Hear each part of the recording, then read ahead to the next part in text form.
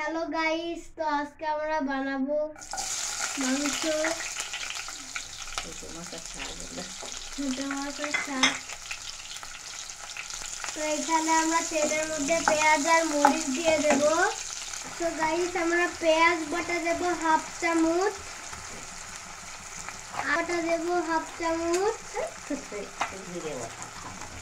আদা বাটা দেব হাফ চামচ আর জিরে বাটা দেব হাফ চামচ। তারপর শাকগুলো দিয়ে দিতে হবে।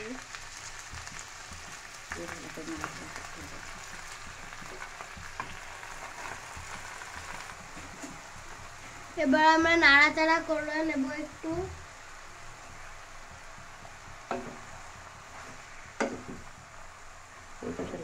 আমরা হাফ বাটি পানি দিয়ে দেব।